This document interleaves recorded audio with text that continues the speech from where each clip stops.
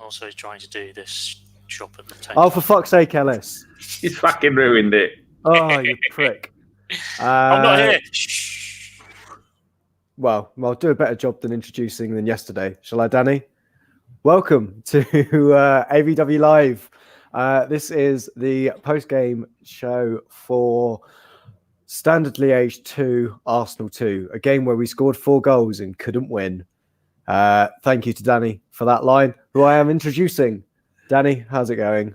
It is. Well, people are going to be asking us probably about Mr. Gunaholic and how he is and that lot. We don't know any more than the people that are close to him, like Victoria and the other woman who's out in Belgium watching the game at the moment. So you should start off by telling him we don't know anything else. But yeah, all pretty shit. But Dave wouldn't want us to dwell on that. So apart from the Dave situation, yeah, we're shit because Arsenal is shit. So it's just double shit. We've just got 2 Wellingtons full of shit and we're closhing around with no idea. Yeah, I think that's the best way to sum it up. And the other guy who kind of opened the show for us inadvertently, Ellis Mel. How's it going? Have you got your bruised banana shirt yet? No, I'm still currently trying to do it, as I mentioned when I started the show. I'm very sorry for that awful introduction. Well, I'll leave you to do that whilst I go and talk to the chat box. Thomas from Norway was the first one in there from when I joined. Anyway, is Danny saying it was formerly Noza? I'm not sure by what he's doing in the little box. And 2365, I can see you highlighting messages. Yeah, I started at the bottom, not the top. It's the opposite of how you start with ladies. Boobs first, it's polite. That's what Harry Hill says. Whatever system, stalactites, stalagmites. Corey Austin, I can see in there. Who else? Julian Salmon. I think that's Marco Bricks UK and Lossless. I can see in there. I hope everybody's having a great election day if you're in the UK. I won't tell you who to vote for. Let's just do it, right? Even Chris voted. He doesn't know how to vote. He probably said he did. Well, to be fair, he's got a lot of practice of putting X on maps. So whereas buried treasure is, he probably just got confused, to be honest. But should we start with the lineup, Danny? We saw a lot of youth players coming in. What did you think of it? Well, you wonder what Freddie's plan is going to be with all of this lot, because we saw at the weekend that we have got quite a settled team up front, and if we need to score goals, then I suppose he went into this thinking, well, we're not going to lose 4-0. Little did he know that it was headed that way. And so changing to a back 3, again, I wouldn't have bothered playing. I mean, Luiz got an opta rating of 5.6. He didn't even score an own goal, then he got a 5.6, which is these are saying that neither of those goals went down as own goals, which is good for them players, I suppose.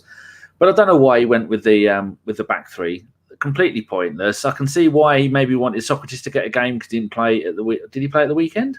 He did. Luiz didn't play at the weekend, but Mavropanos has played 2 under 23 games that were so far this season. He's going to be an integral part of something going forward because he's a decent player. Maitland-Niles and Saka playing wing back. Well, they weren't even proper wing backs, were they? They're more.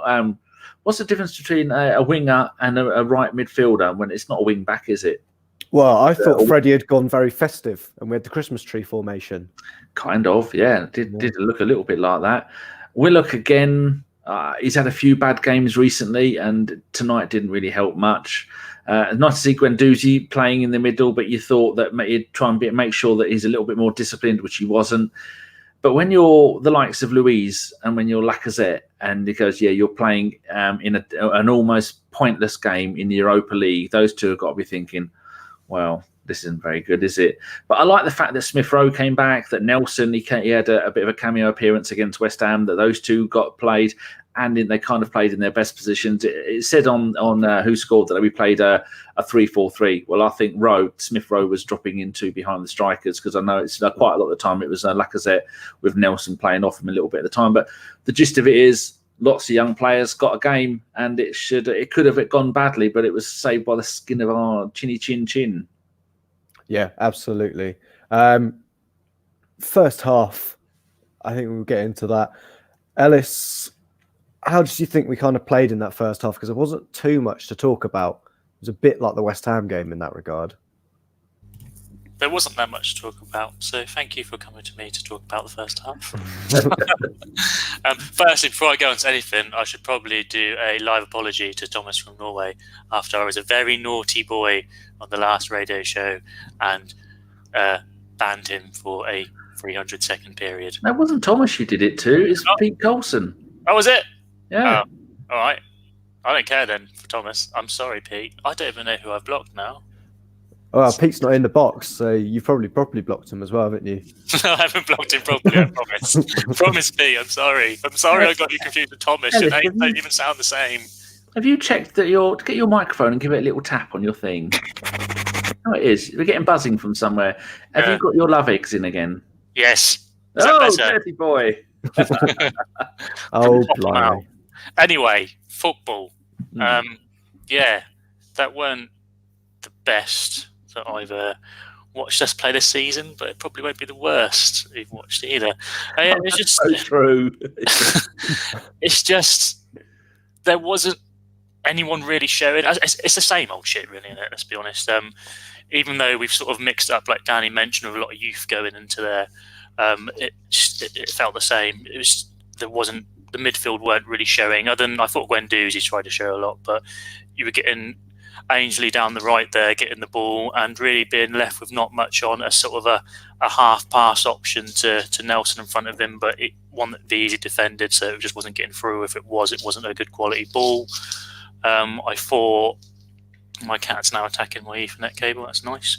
I thought Willock was poor, didn't really move around that much, didn't really create much, and there was some proper dodgy passing in that first sort of 10-15 minutes from the back. I think Mavropanos with a couple of dodgy passes there, Luiz with a couple of dodgy passes. A couple of times Martinez had nothing on and you couldn't even really see who he was trying to pass to. But I guess when there isn't much options, you sort of hit and hope. And I think that was just shown by, like I said, there's just a severe lack of urgency or movement or initiative or incentive. It was just a bit flat, and I think that showed in the performance in the first half. Yeah, definitely. Big thank you to Michael, who has slid in and stuffed a fiver down Danny's shorts. Comment of rubbish game, and we've won the group. That'll do. Smith Rowe and Saka, bright start. Sparks. Mavropanos can go back to the under 23s. Poor Mavropanos. Danny, the only other note I've got from that first half was that, that's more than I had. A little bit like you, after you've had a bit of lactose, we had a bit of problem. We had a bit of problem with wind. Yeah, I think the wind may well have been the man of the first half, if the wind is indeed a man, or that's just Mother Nature, isn't it? I think Mother Nature won the first half because, things got a little bit squirrely at times, and the commentators seemed to. Well, I had to change from BT Sports to Bleacher Report Live because it was going a little bit wonky, so I missed a couple of parts of the game. At one point, I had 7 minutes with no audio, so So you have to take that into consideration when we're talking about the game. But don't worry, yes. I had Stuart Robson for the whole thing. So who's that fat git who sports Chelsea?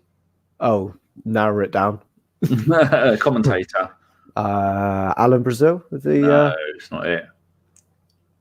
No idea. What happens when you click on someone's thing? It changes the size of the screen. So Ellis is no longer covered up. StreamYard. Look, they're constantly evolving. And I went and moved everyone around, so Josh wasn't at the bottom. Thank you very much for that. That's okay. As well. Yeah, but what was your thoughts on the wind? Because you've made a note of it, and so you obviously saw maybe more than what I did. It was probably our greatest attacking threat at that point. Every time we were trying to play a ball, it just wasn't going to a man because we were just caught out by it, really. Julian Salmon has come in and said, "Is it Jason Cundy you're thinking about?" No, he's it wasn't him. Oh, no. It doesn't matter what his name is. He's short and fat. He's in his mid-50s, and he's got a very nauseating voice. It was him. Oh, fair enough. So I thought generally we looked very disjointed in that first half, which is why I kind of wanted to get through it rather swiftly. Archie, it won't be him. He's dead. It's not Ray Wilkins. Oh, I loved Ray. Yeah, it's not him. So that was the first half. ended 0-0. I think that's probably the best we could say about it, to be honest. But let's start quickly because Liege did for the second half. Ellis, talk us through that first goal. Yeah, it summed up really how we played in the first half. I think it initially started with a really stray pass from Luiz, who just, for the life of me, I can't see who he was aiming for, potentially Lacazette, but he just went for a long ball along the ground that was easily picked up by a standard Liege player. They played it down the wide, down the wing on the left there, eventually played it into towards the edge of our box. And I don't know the player's name, but he just wasn't closed down.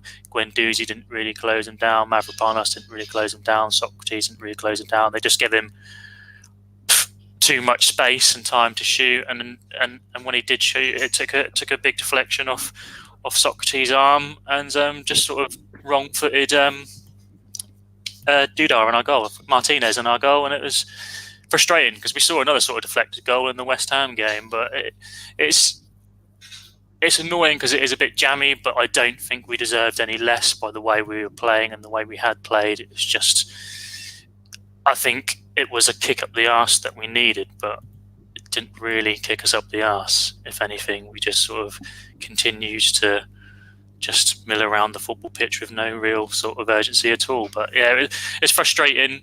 It's a bit unlucky. I think at that point in the time we had more possession but did fuck all with it, and we'd had a few more shots than and maybe potentially more shots on target. But it is what it is. If you're going to give someone that much time and space to have a shot, then you've got the risk of conceding a goal, whether it takes deflection or not. Yeah, that's fair. Danny, what did you make to that kind of piece of defending? We yesterday, when we were only talking on the podcast with two paid-up members of the Sokratis fan club, do you think that that's the last we've probably seen of him in the first team? Well, you do have to wonder how he has been the number one pick for Emery virtually for 18 months. And then Freddie comes in, he gets dropped. Then he gets in Europa League squad, starting 11. And then he's taken out when, if you were going to take anybody out, you could have taken Luiz out because he's a better defender and he's the one who can bring the ball out of defence, which is what we need. And then he can, Ryan's just stuffed some money down my pants, dirty boy. Ryan says, my prayers are with Goonaholic. He always gives great opinions. He certainly does, Ryan. Thank you very much for that. Yeah, all of our thoughts are with David and all his family and all his friends, which is the entire Twitter, even Freddie Ljungberg, Arsenal, Amy Lawrence, and who's the bloke who used to do the Tuesday Club? Ian Stone. Lee Dixon also did something today as well. Dixon as well. But getting back to Pepe, you thought, well, maybe bring Mavropanos off, the less experienced player, but no, you were dragged off Pepe, and you were rubbish. It's just he seems to go out and he starts the games okay, but as soon as anything goes wrong, he's like a child of a smacked arse. He's like, I have to. Like sending him out in his wellies to go and clear snow. He just can't be bothered. And but it's how are we going to get rid of these players? Because we've had a massive clear out in the summer, and like Sophie was rightly saying last night, there's a whole load more that needs to be got rid of. And we were saying in the summer with Mustafi. Well, no Mustafi tonight. That was another surprise, wasn't it? But all these players, how are we going to get rid of them? The £35 million player who went from, I went and checked somewhere, when Mustafi was at Valencia, I think it was, about 15, 16 grand a week to 40 or 50 grand a week at Arsenal. He's going to go full Winston Bogart, isn't he? And for the boys and girls who didn't know, he was one of the first massive paid players at Chelsea. And they changed the manager every half hour. This was back in the late 90s. And he was on a massive amount of money, like 20 grand a week. And he went, I'm not leaving. And so they left him in the reserves for 2.5 years until his contract ran out. And that's the chance you take when you get players in on big wages that they're never going to get anywhere else. Good luck getting rid of them. And we've now got Pepe, we've now got Mustafi, and we've got quite a few other players that need to go. And we're not going to be able to get rid of them. The only way we're going to do it is to cancel their contracts. And good luck with that. So the gist of your answer is that. It's all right. Whilst West Ham still have money, there's always a chance they'll pick up our rejects. They've bought most of them. There's none left. Yeah, that's true. So next thing I've got is exactly on Pepe, 52 minutes. The passing out from the back, I think we'll talk about that, Ellis, because I've highlighted Pepe having a bit of a problem with it. But how did you feel across the kind of game, really, that how we kind of dealt with the passing out from the back? Oh, I don't think it was a problem that just that Pepe had. It was Mavropanos. He made a couple of few passes. Luiz again. I don't really understand why we went to the back three, other than the fact that we didn't have any left backs to play. But it just doesn't, for me. I think you've got Luiz, who used to be quite a good ball player, but I think with the movement that we have in front of him, doesn't really help him.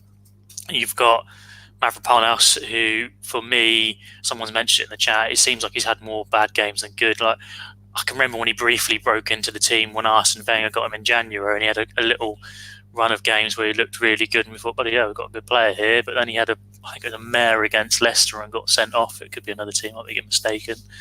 And then he got injured. Since then, I can't for the life of me think of a game when he's had a good performance for me personally. And I just thought, it was all three of them at the back there. Even Martinez in goal had a couple of mares where he either just kicked it straight out, or the pass that he was trying to do was telegraphed and easily intercepted. I don't think we can blame Pepe at all. I think it's just all of them. It's systemic. I don't think any of our defenders are great at playing that out from the back, and the more we continue to try and force it upon them, the more we're going to concede chances and potentially goals. You would have thought, Josh, wouldn't you, that with the amount of calamities we've had recently defending wise, that the players would go, I'm going to make an extra concerted, like when Ellis has ruined dinner by unplugging things, for the next few days, he's nice to Mrs. Ellis. I'll have you know today I put a slow cooker on and I cooked some pork and I didn't turn it off and it was delicious. See, Arsenal defenders, that's what you need to do. You fuck up, next time you try a little bit harder. It's called the Ellis way. Learning, it's just learning, it's evolving. I've evolved. I am now a man of many talents, one including slow cooker. I think we'd just like to see a turnaround quicker than a year that it's taken Ellis to put the slow cooker back on and cook it properly. They are taking a year to sort that was fast, personally. Pete Coulson's forgiven you, Ellis. Do you want to go and ban him again, or are you going to let him away with being nice to you? Why would I ban him?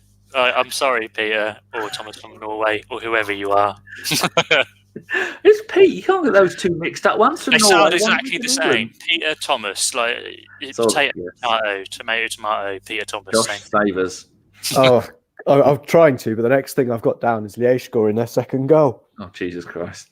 Yeah, I know, right? So passing out from the back, and we had Willock being a pillock, Danny. I can forgive Saka for having bad games and doing bad things because of what he did today was magnificent. Shows what they can do. Same with Willock. These young players are going to make these mistakes. It's when the likes of Pepe, when they make these stupid mistakes, it's not forgivable. These mount up, and then they become a boo boy. And we haven't got a boo boy at the moment now that Xhaka has been absolved of all these crimes against Arsenal. So when he does make these little mistakes, like he did, I don't know what he thought he was doing. You know about when he was in the box and he slowly tapped the ball to their player. Well, I don't know when they conceded afterwards. So I think the bloke had a bit of an attack, come into the box, and then he's gone, oh, there you go, I've had a shot, and he's gone, oh, I've ruined it, I'm never going to get, oh, hello, I've got the ball back. Thank you very much. Don't mind if I do. I'll have a little pot shot, and I think because it was, I think the rule with own goals is if the ball would have gone in from the moment that player kicked the ball, if it would have gone straight to the net from his original shot, but then it touches somebody, it doesn't count as an own goal. It's only if it changes the direction of the ball that it goes in the back of the net. And so, it's double trouble and squeak we would have had. Just unlucky, like someone has said in the chat box, that Martinez was not at fault for either of those goals, because I looked at the replay for the first goal and I thought, hold on, how's that gone? What, has it hit a divot? No, it hasn't hit a divot. It's hit our player's arm and then double changed the direction, and that's why it's happened. Same with this one. You can't plan on Willock doing a silly thing like that. He's a young man. He's forgiven. Don't worry, Willock, if you're watching, I'm not angry with you. Willock the younger, that's what you should really be calling him. And Martinez, there's not really much you can do about that. It's just a bit of bad luck on our behalf and a bit of good play on their attacker or their person's behalf, because he's instantly got the ball back. I'll have another shot of this, and it's gone in. So not much you could have done about that. Bad luck.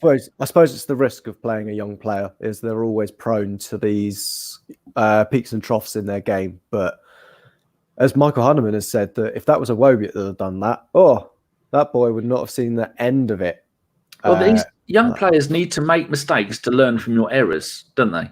And something like that, he'll remember that and go, next time, hoof it.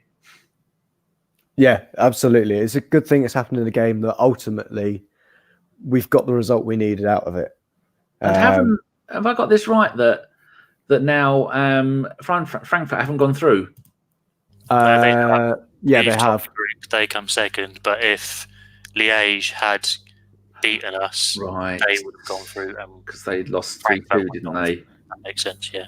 Yes, I know we won the group by 2 clear points and with a goal difference of +7, and the rest of them had -2, -2, -3. How did that? We're good at football. We're the best. So unlucky Liege. But yeah, I wasn't sure what they were saying because I was getting stuff ready for the show and messaging you two going, let's get this shit out of the way. No one's allowed to have a wheel. Wash your hands. Oh dear. So after that, we got called into action, I think, or Freddie got called into action. We saw one of the subs, Ellis, Martinelli coming on. What did you think of his impact when he came on for Papa? Oh, I just love him so much. I mean, we've been calling out for him to come in. I think previously on other shows, people have been saying that we've wanted a sort of a front three of him, Alba and Pepe. We finally got it, and he played really well for us, as did Pepe in the last game. And then today he sort of came in and saved our bacon. That sort of switch from taking Pepe off and change it to a back four and giving a bit more sort of freedom for the attacking guys to make some more runs. And I just think the way he will obviously come on to it, but the way he linked up with Saka just changed the game. And all of a sudden, we looked like a team that actually knew how to attack and create chances. It's amazing that an 18-year-old that none of us had really heard of, unless his name's Dan, he probably heard of him and knew everything about him. But yeah, probably no one's ever really heard of him. He's come in and he just seems to have just taken it by the scruff of the neck and taken his chance, and he deserves all the plaudits that he's getting right now, really. Josh, would you think we should have started with that formation to start off with rather than constantly changing from a 4 to a 3 and then back again? Well, I think when we took Papa off, it also allowed us to put Saka at left back, position that he played earlier in the season, I think for the under-23s, because they're short of left backs as well. It's like a problem right through the ages that we've got with but not that great a quality left backs. So I think us doing that also allowed Saka to kind of get forward and do really well. What's that, Danny? Look at this message from Carlito. Good quality. Tell the people on iTunes. So Carlito Alguna has said, we had 9 minutes of quality football versus West Ham and we had 3 minutes versus Liege. Thank you very much. That's all you need. Yeah, that is true. So yeah, I've kind of thought it unlocked Saka rather than anything. Having him come deep, he wasn't being tracked as much, which is why I think he's so influential in the rest of that second half. We then saw, David Luiz. We saw a David Luiz free kick. Ellis, were you expecting it to go in? No. You talked a little bit hard about that. No, I know we've seen him do it in the past, but let's be honest, he's fucking. He's not the David Luiz of old, and anything that he may have done in the past, he certainly isn't doing, unless it's bad for Arsenal right now, is he? No, that's true. So, Danny, we saw Ainsley Maitland-Niles conservative come off. I'll say whether he's conservative, not tonight, Josh. Not tonight of all nights, the holiest of all holy days. Should we say he was conservative in his play rather than conservative in his views? Yes. Otherwise, I have to mention all of the political parties. That's true. Even the monster raving loonies. Oh, crazy guys! Is definitely Brexit party, though, isn't he? Oh, fly me. Come on, Ellis. Let's bring this back in. So Chambers came on. What did you think of Maitland-Niles' performance, Danny? You said he was kind of a bit ropey in the first half. It's hard because when he's playing, Sophie made a really good point about this last night. He either needs to pick a position or like Andrew was saying on Arsblog, leave the club and go and do something else, because he's been playing at right back the other day in a back four. Today he's playing as a kind of wing back, but then quite a lot of the time he was playing as a more attacking wing back. And then when we were back to a black four, he was Chambers went to right back, didn't he? And Maitland-Niles was then playing as a right winger. It's he's playing every single position, and but you don't need to be doing that. Well, what's he, 21, 22, 23, something like that? And for have to do those many different positions for someone who's quite young is going to be hard transitioning from one to the other. So he got an opta rating of 6.2. He didn't have a bad game. He didn't have a great game. That's been Maitland-Niles' his career at Arsenal. If he left Arsenal out now, he'd just be seen as he had a few games. He did this, he did that, and nothing outstanding. Something needs to happen with him and his career. Otherwise, this is going to form the rest of his life, where he's going to be constantly in modern day Jules Grimandi. Well, if you say to people, what's Jules Grimandi's position? You say most of them apart from in goal. And that's what we're in trouble of him doing. He had a few good runs, which is nice to see. But then when Chambers came on, he had to come off. So it's hard to put your finger on exactly what he was doing all night. He wasn't doing any single job. I think because the team were in dismay quite a lot of the time, it was hard for him. And when you're young, you really do want to be playing in the same position all the time, don't you? So you can hone your skills at that position. And he's not getting the chance to do that.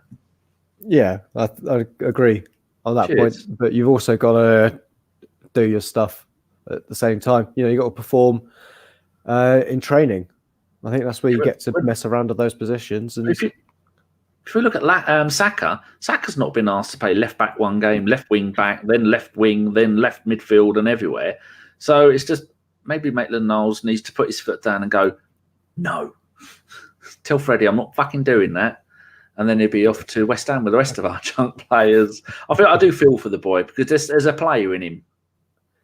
Yeah, I think so. I think there is a player in there somewhere. It's just whether or not it's Arsenal quality is another matter. But we could discuss that heavily on the pod as well. I implore everybody to listen to it, because we went on for 2 hours? And it was really good. We had a bit of a. We usually have some kind of little agenda written down that we're going to go through, and then I'll just let you three get on with it. And it's just really good listening. So if you haven't heard last night's pod, Sophie and Jason, Josh were brilliant, and I occasionally chipped in with a little bit of nonsense, which is good. I prefer it that way, to let you lot get on with it. Yeah, let's talk about the first goal, Ellis, because Lacazette came in, and because you're banning people at the moment, I thought you'd need to do something in case you ban someone you shouldn't. No, I was banning this person. It was just a clown. I had a good reason. He didn't have Palace, though. I don't have a problem with them. What's their problem with us? I ain't got a problem with Crystal Palace too. It's just a bit annoying. So I like giving people timeouts, and if I've got a reason to, I'm going to do it. Sorry, cool. Peter. So, should we talk about Lacazette's header? I think mate. The fact that we saw Chambers come on helped kind of Saka kind of push up the field. But yeah, talk us through that header and the cross as well. Yeah, like I said, since Martinelli coming on, it gave the guys at the up front a bit more freedom. Obviously, moving to a back four helped as well. But it was a good ball out there to Xhaka, who found plenty of space out on that wing, and that cross was sort of like inch perfect. Like Lacazette would struggle to miss from there. But the ball in by Xhaka was just like perfect. And yeah, like I said, you can't really miss. It was a great cross in, and it was just sort of become the Xhaka show, didn't it? For those 3 minutes of blistering play that we had.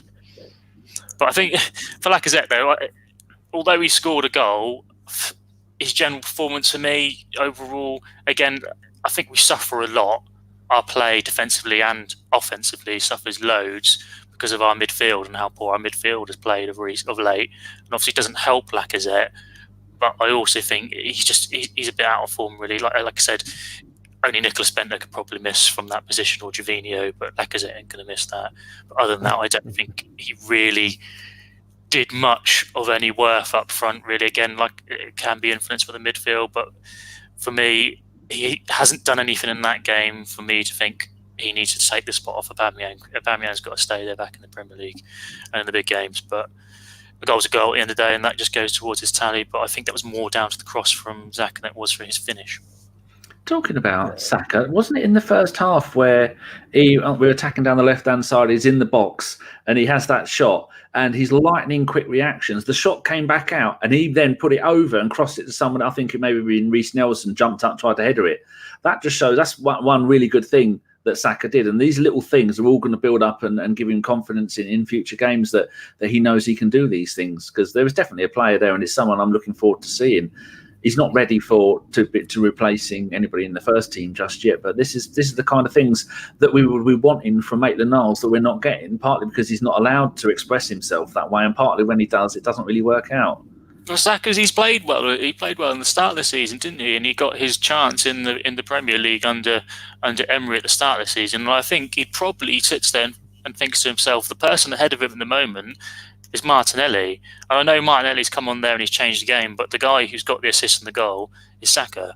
And I think if he keeps this up, there's going to be a lot of competition on that left. If Freddie decides to go for sort of the 4-3-3 or with 3 up top with Aubameyang's nailed on for that centre forward spot, Pepe again after that last performance is probably nailed on for the right. Martinelli hasn't really done much wrong to warrant losing that left spot, but that gives the competition there. Like, I think if you're Saka, you're thinking Martinelli's doing well, but if I keep playing and keep taking the chances I am, then I've got a chance to get into this team, especially now that Freddie's manager, because he will give chances to the youth. Have you seen there's an American in the chat box giving you lessons now to pronounce stuff? You're in a WhatsApp group with him, aren't you? Go and tweet him and message him a picture of your ass. Is that Christopher? It certainly is. Dirty boy. He can't even do the date right. We've had this conversation that the Americans are the wrong ways of doing dates, and now he's telling me how to pronounce shit. Go get on the phone, Chris, and then we'll score some more goals. Yeah. Right. Should we talk about the second goal then? Yes. Because to be honest, they were 3 minutes apart, and this was 3 minutes of stuff that got us through. Danny, talk us through it. Saka with the goal. Yes, it was because I said to you before I didn't see the Lacazette goal, and I still haven't seen it because I was doing stuff. But yeah, it's really good. He made a run down the left-hand side, which he's been doing all night, which is what we're just saying, which is what we want from him. And then he cuts in, and he sees Martinelli standing on the edge of the box, and he knows Martinelli has the reactions of a flea. Yeah, so he kicked it. He passed it to Martinelli. Martinelli went, "Oi, son, you run round me. I'll give it back to you. You plonk it bottom right-hand corner, middle right-hand, somewhere in the right-hand side. I can't remember where it went." That's exactly what they did. And you thought that's the kind of stuff that is going to make Arsenal great again. That was wonderful to see. And I don't think those two have even played together much because Martinelli hasn't been playing for the under-23s. Saka hasn't been playing much for the first team. And when he does Martinelli hasn't been playing because they kind of clash positional-wise. But yeah, wonderful to see. And it's those kind of combinations that makes all Arsenal fans happy and managed to get us qualified out of the group as champions. We've won a group. We've won something. Did we get a trophy for this? As much as the Emirates trophy is a trophy, I think we get something for winning our group as well. Not getting knocked out. The 4th place trophy or not? Oh, we can only dream of a 4th place trophy. They were the glory days. Don't worry, next season we can dream of the Europa Conference League. It's just amazing how Martinelli, no matter who he plays with, his interactions with them and his vision and his ability is great. And so sign him up to a 20-year contract now. That's what we need. Yeah, that definitely won't come to bite us in the arse when he gets an ACL injury and then can't come back from it. Don't jinx it. Yeah, cheers, Ellis. So 3 minutes later, I think one thing that does kind of put a little bit of a dull on Saka's performance is another, I suppose we're going to call him trademark now because it's not, this is another dive from him. Referee telling him to get up. Is this one of these things that we need to kind of approach with him, Danny? Because it's not the first time that he's gone over. Oh, Guendouzi did one in the first 30 seconds that he should have been told. He should have been dragged up by his hair and smacked on the arse and told to get on with it, like a naughty Labrador. I was going to say a human being, but we don't do that anymore. But if you listen to what's his name does South American football, he's a Spurs fan, Tim Vickery. He's always going on about, I don't even listen to the thing he does with Dalton Adebayo. I don't even know if it's on anymore on Radio 5. But he was always saying that you need to watch South American football to realise that's not seen as cheating. That is seen as a skillful art to try and win your team a free kick, a penalty, a booking for the other players, all this stuff. And they grow up, all the way through their life, and generations of them doing it. This isn't seen as cheating in South America. So your point of, do we need to show him? He seems like an intelligent kid. You don't move from the place you've lived your entire life and come over to a completely different way of life, a different culture, a different continent at the age of 18 if you don't have the ability to learn as you go along. And he will be told that we can't keep doing that. You can do it every now and then, but you're going to end up like Dele Alli, where sometimes Dele Alli and Kane, they could actually get shot by someone and not get a free kick. That's how much referees have cottoned onto it. So if you're going to do it, make sure you only do it when you're going to get something out of it, and don't do it every single time, because he did it quite a lot in the West Ham game as well, didn't he? And every time he's played this season, he has gone down and rolled around. Plus, you've got to take into consideration he is a target. He is getting kicked and shoved and poked and pulled because he's a foreigner, because he's brilliant, and because he's a new player and he's a threat. So there's a fine line between him diving when he doesn't need to, but the referee can see he's being kicked. So do try and make the most of it, but not every single time, unless you're genuinely really injured. But he is drawing so much attention now, isn't he? Yeah, I think so. And it's only going to cause problems like we see with other players in the league when they keep going down. What else we go on to? After we kind of saw that Saka dive, Ellis, we saw the final substitution for us. Smith Rowe came off for Aubameyang. Can you talk us through what you thought about Smith Rowe's performance? Because I thought he was awful in the game. I wouldn't go as far to say it was awful. I just think that original front three of Nelson, Smith Rowe, and Lacazette just didn't really do much. There wasn't much movement. There wasn't much on the ball. There wasn't much initiative or intuition to sort of.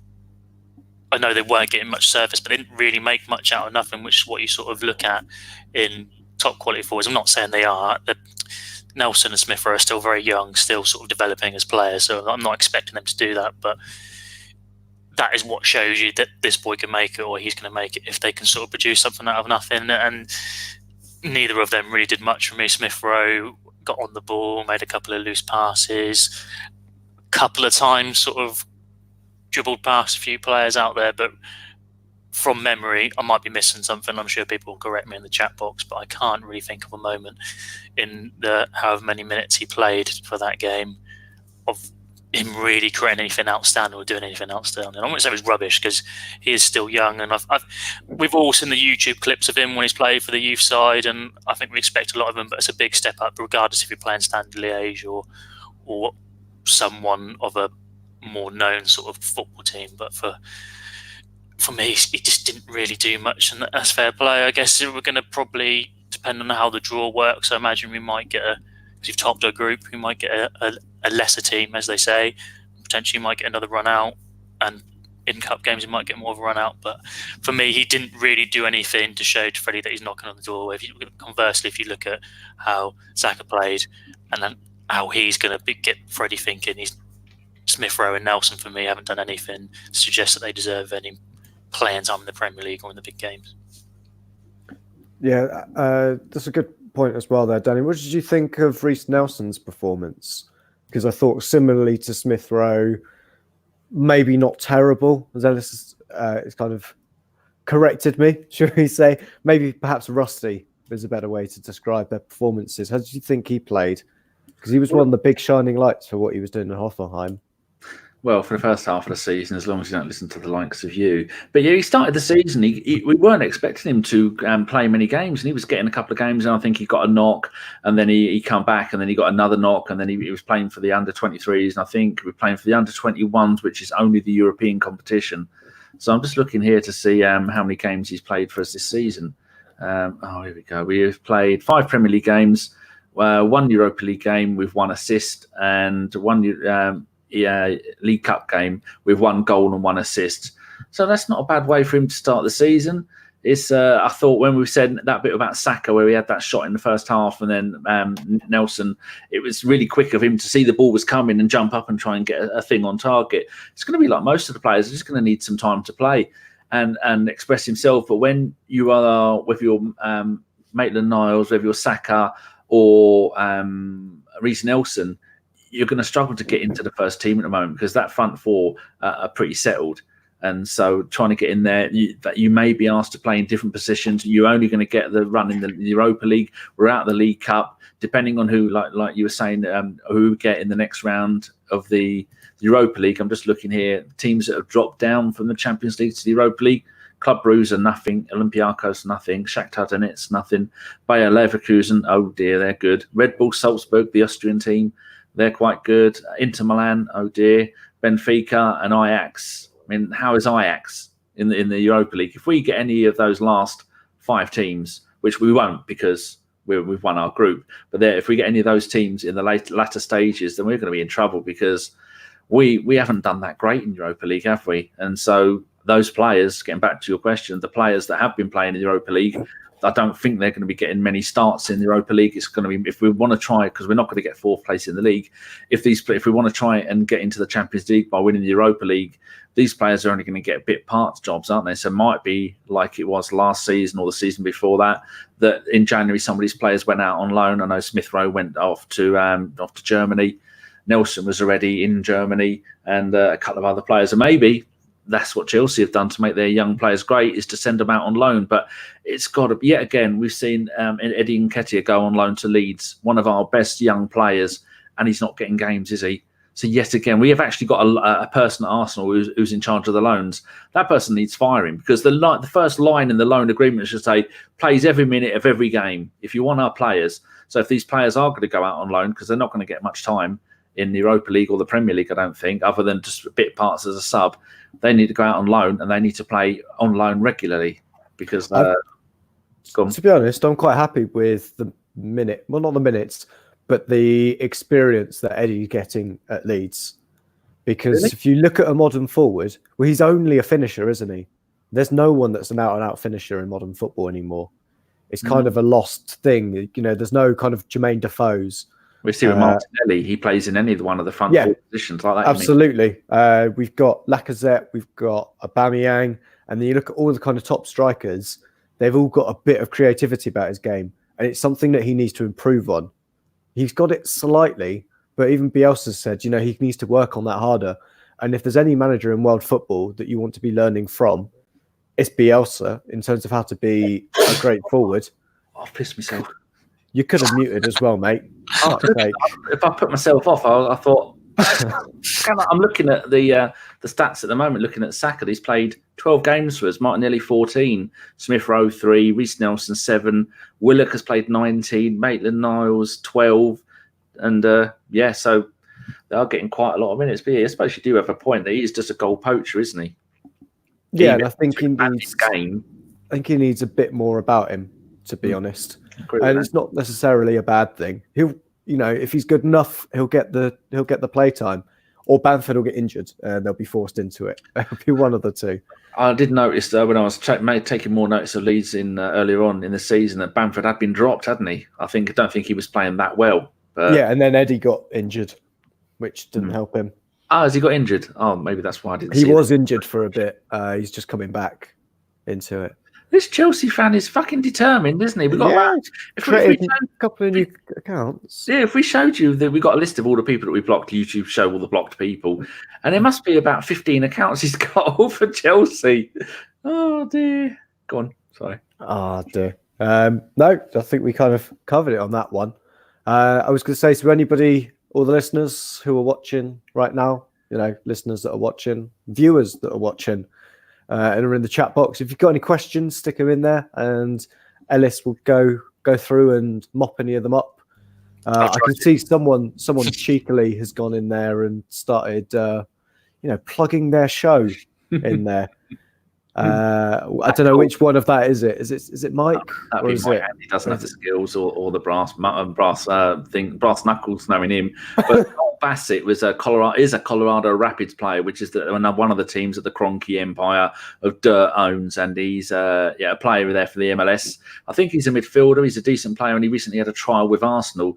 So Mike and Andy and B, they were meant to get him on a while ago, but for logistical reasons, it couldn't be done. So if it's on tomorrow, then that's really worth listening to, because that'll be a player who spent a week or 2 weeks training with the Arsenal first team and the rest of the squad. So if Mike and Andy got him on there, once Andy stops doing the butt plug jokes, if Mike stops doing it, Andy doesn't do that. That's only to me he does that. So I'll be listening. I'll be there. So go the Gooners podcast. Go find it on YouTube and Twitter. Give them a follow. They along with the Same Old Arsenal. They're my favourite other Arsenal podcast. That'd be £25, please, Mike. Thank you very much. That was Andy apparently that's in there. Oh, is it Andy? It's Andy, yeah. Apparently Mike doesn't have the smarts to take over our show for a few minutes. It's very true. Very true. Yeah, I think, well, the only other thing I was going to mention was the fact that Mavropanos tried to do an overhead at a corner, try and get us a winner. He nearly knocked himself out. Yeah, that's the one. That's the one. Probably was going to get injured. But yeah, it's a game finished 2-2, or as Ray would say, it was a Desmond for any of you Cockneys out there.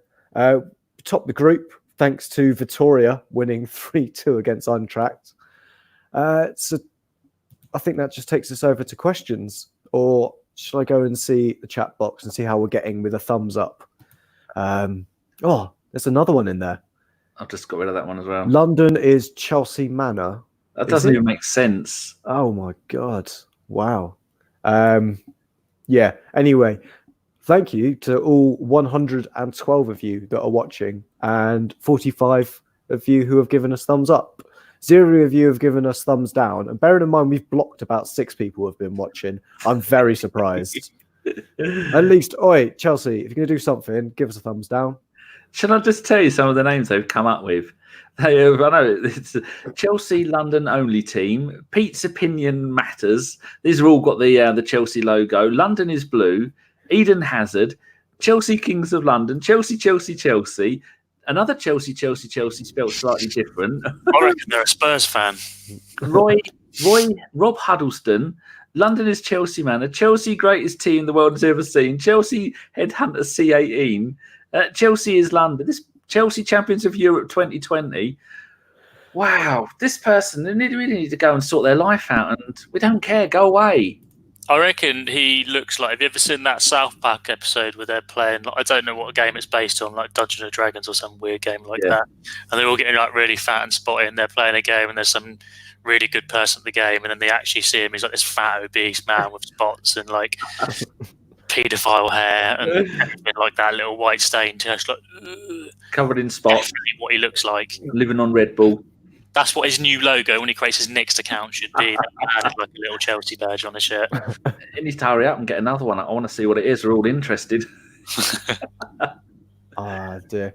Well, so the chat box, you can see, well, as well as the Gooners podcast being in there. I saw Don One is in there. Mr. Epic, formerly Nozo, we've already seen you are in there. Frank Gunner. There was someone in that said hi. I think it was Rudy. I saw Rudy in there earlier. Oh, and Stan the Man, because he was telling me how much he loves Martinelli compared to Baby Yoda. It's a reference I don't understand, that one. I don't have American TV, but I think but otherwise, Danny, we've got 2 thumbs downs now. Grant Wilborn's there as well. David Keith, man with 2 first names. And yeah, have you got any questions yet, Danny or Ellis? Yes, we have. Put a few Ellis in there. doing them. Do you want me to read? Yeah. I'm just planning his latest account called Chelsea from the Bridge. Yeah, that was a very interesting message you put up there as well. Nicky Wilson says, "Don't mention me, so we won't." Yeah. You do the questions, Ellis. I've got it in the live chat thing. So as soon as he comes up with another one, I shall ban it immediately. You respect my authority. I think is this the first one I got? Yeah. We did the Europa League, who we could get, didn't we? That one. Michael Hahnemann has put, should we go all out and get Ancelotti as manager? I think Josh will have a very good opinion on this. Oh, yeah, I went through it a little bit. yesterday on the show. Another plug for going back onto the podcast, but I'll answer it here as well. Should we go all out for Ancelotti? No, not for me. He could be all right in a short term, but he's one of those. He's a manager that takes a great side that's underperforming and makes them great. We're not a great side. He's not really a guy who builds teams, which is why I don't think we really wanted him post Wenger. Otherwise, yeah, I would say there's some other people out there that I would kind of prefer over Ancelotti. Yeah, I think that's it, really. Well, Chris had an unpopular opinion and he tweeted it that he wanted him. So you're obviously wrong then, Josh. Oh, me and Chris are always falling out. I'd probably argue that if Chris thinks it is a good appointment, it probably isn't. Love you, Chris. He doesn't listen. What are you on about? He always listens. This is a stream. Won't do it. No. Doesn't do streams. Doesn't do streams, of course. Right, the next question for you, Danny. I'm just getting up on my phone because it is basically next 4 games, possible 9 points out of the 12 from Mr. Epic of Topic. No, that's not his name. His name is Mr. Epic, and he put off topic, but he's put of. I've read that completely wrong. Mr. Epic asks about the next 4 games, which are we're at home to Man City on Sunday, away to Everton on the following weekend on the Saturday. Then on Boxing Day we play Bournemouth away. And then Sunday the 29th we are at home to Chelsea. And just to add the 5th one in there because it's quite funny, Wednesday the 1st we're at home to Man United. That's quite a difficult run of fixtures. What do you reckon, Danny? Man City will beat because that's just the kind of team we are at the moment. Everton we will lose to. You're off your tits on drugs if you think we are going to beat Man City. We'll beat Man City because that's we will.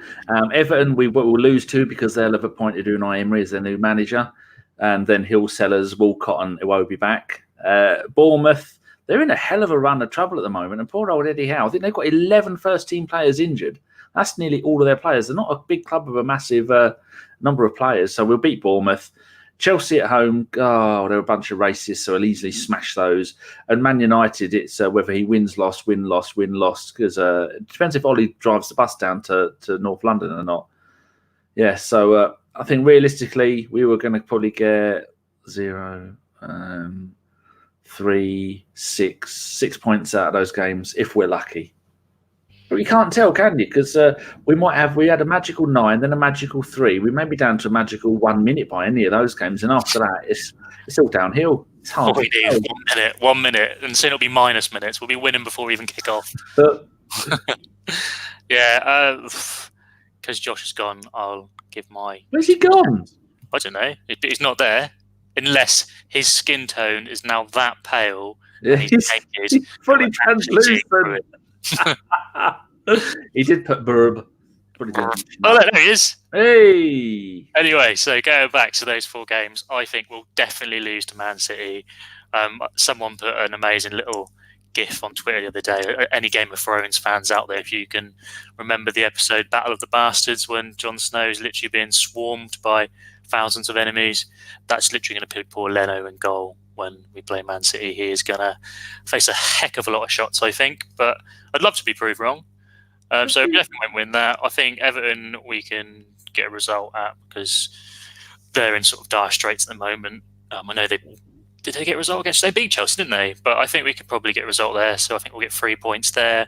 Bournemouth will get 3. That's 6. Chelsea won't get any. United we won't get any. I know they're both at home. We might get a draw. So I think we'll have anything between 6 and 8 points out of a possible 15 of those 5. You are delusional. It's hilarious.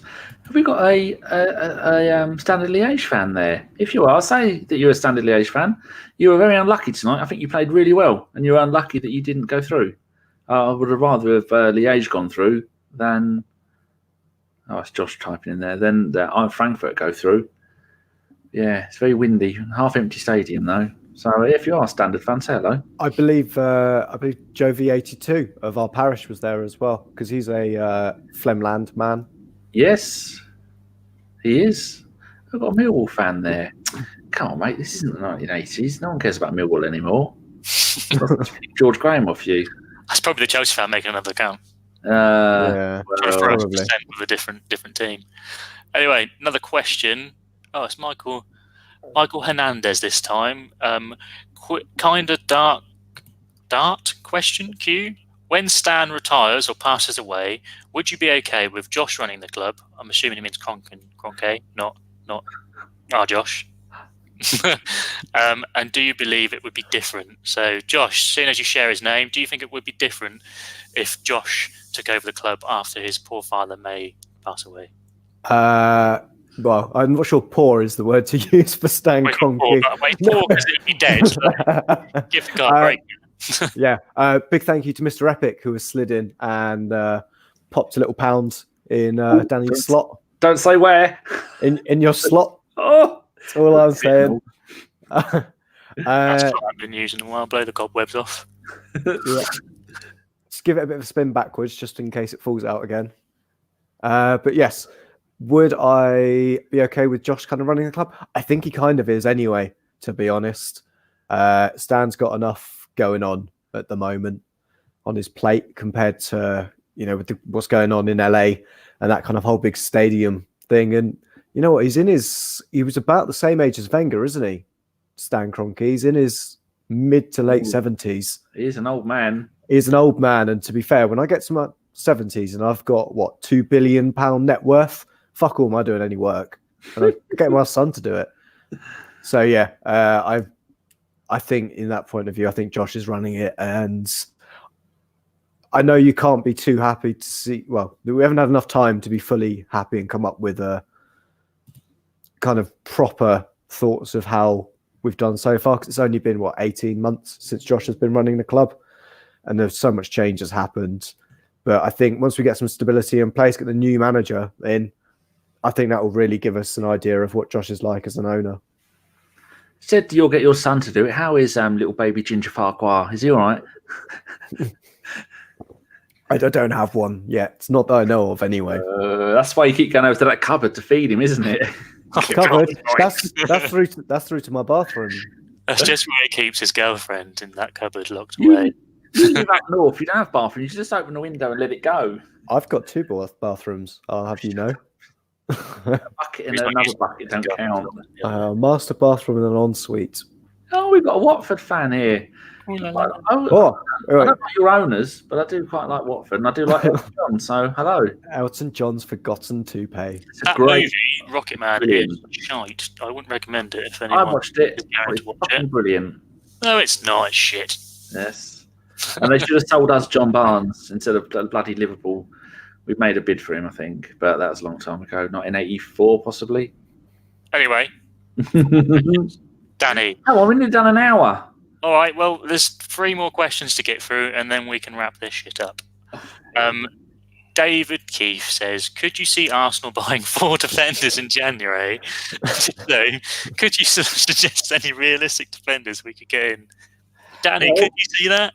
Now that Emery has gone and Wenger has gone, I can see us making a bid for Vermaelen, who's currently playing in Japan. Koscielny, who is all forgiven, he can come back.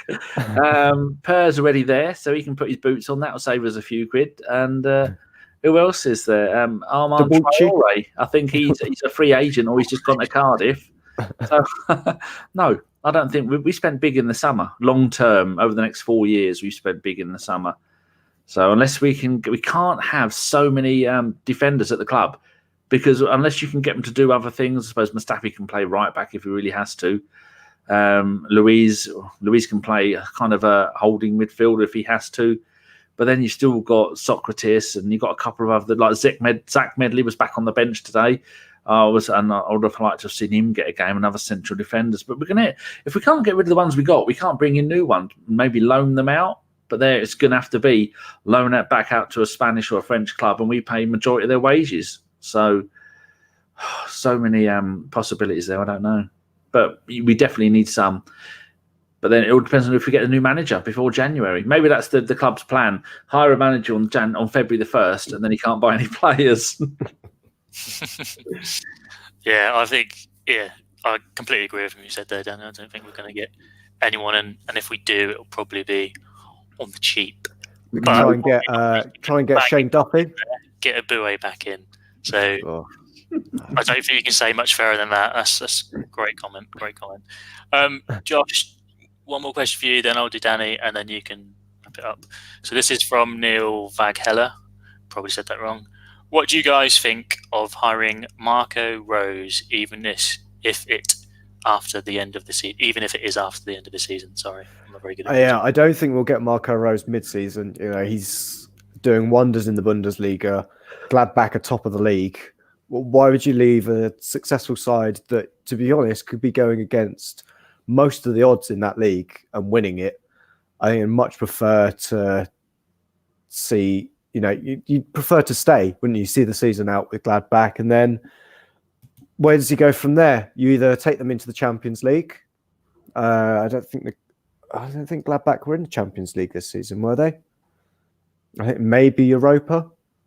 It's one of the two. I think they were in Europe, but it's one of those that I think that's a far more interesting project whilst you're in it than Arsenal, to be honest. Would I take him? Absolutely, but I think he'd be bonkers if he left, even at the end of the season, to come to us. And how angry would John be? It's not worth it. Yeah, I think it would be. Yeah, I think it'd be mad if he came over. Cool. Right, Danny, last question. From my brother from another Norwich mother, or probably sister. Probably the same one. Cousin, or some incest joke there, insert whatever you will. He said, give him a high six when you see him. Dickhead. I need to do it. All right, sorry. He says, we've been crap at defending since 2006. What haven't we brought through? What haven't we brought through one defender through the academy since? Why haven't we? I think that's meant to say. Nicky, just learn to type, because I'm bad enough at reading as it is. He's six-finger typing, isn't he? No. Why haven't we brought through one defender through the academy since then? Go on, Danny. Because Wenger had his favourites in his time, and although Wenger did like the younger players, there was often that thing that we were said that we didn't coach defensive, do defensive coaching is the word I was looking for. Whether that's true or not, I don't know. So we weren't really known for doing those kind of things. Wenger kind of relied on scoring goals and entertaining football, didn't he? Even some of the decent defenders we did have weren't used properly. And then like Vermaelen, I thought was a hell of a player. So I've got no idea why. And I'm just thinking there was Kyle Bartley, another decent player. We had him. He ended up going on loan to Rangers. We thought he's going to be one for the future. He's now kicking his heels at, I think he's at West Brom, along with Sami Ajay. I think that's another one we got from, I think we got him from Charlton. Another really decent young man. He ended up going out on loan and we let him go on a free transfer. So that's been some decent ones that have come through. But yeah, as to why. Oh, yeah, Michael's sticking some more money down my pants. Oh, he says, best wishes to Dave the Goonaholic. Hope he pulls through. Top bloke with great opinions and real passion for our club. Yeah, we all hope, Michael. That too, Michael. Cheers.